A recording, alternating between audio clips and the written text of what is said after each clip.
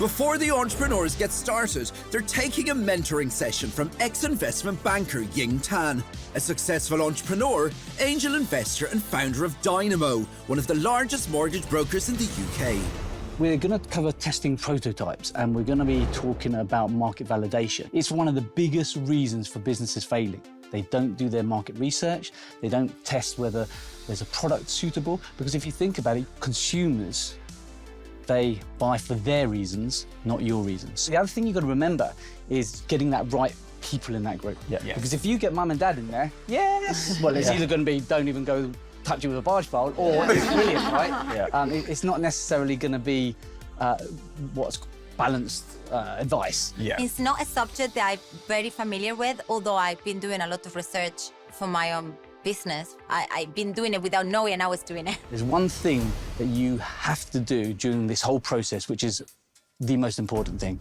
One word, you can tell me what it is. Listen. Listen. Yes. You've got to make sure you're hearing their opinions, because the judges won't want to hear reasons why you think things are great ideas. That's all I do in my life. I listen to everyone else. So this is right up my alley. I just need to transfer my way of thinking into a focus group. Good luck. Wish me luck. Could you give us some examples of what aspects of research you would look at?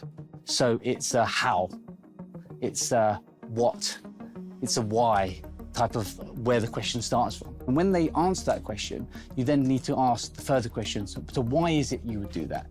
That allows you to give depth and create depth on their answers, because the information you gather from this session is going to be the driving force behind some of the presentations you'll do to hopefully wow the judges. It's really about understanding what he wants. He's going to be one of the judges and he will contribute to the decision on who's staying and who's leaving. What do you think one of the negative things are for focus group? Why might it So it's not just be? a few people, It's a few people. so you don't get a wider range of what people think of your product. And that's why getting the right people in front of it, that make up the makeup of your target market, is important. I have no idea what the structure of this focus group is going to be. Am I going to be asking them questions? Are they going to be asking me questions? I need to figure this stuff out.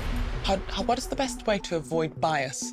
Yeah, I think you just have to be very clear at the outset of the rules of engagement, and to be very, transparent in saying you want honest feedback. And the other thing that you have to be careful in these focus groups is the herd mentality. Better then in that basis to have maybe like that qualitative focus group, but then have them write their answers on a piece of paper so they're not following the herd. Following that, exactly. Pass it at the end, so it's almost anonymous. Then it's completely unbiased and independent, and that's the information you want, because this whole exercise for you is going to be pointless if it just answers the question. And my advice to you is to spend a lot of time for the rest of the day to really structure your questioning. Plan it like a meeting, because you've only got 45 minutes an hour with this group of people. Make sure you've got some real structure, that you also know the objectives that you want to get out of it, but also that the importance for them being impartial and independent and honest. Thank you. Thank you so much. Thank you very much. Thank you.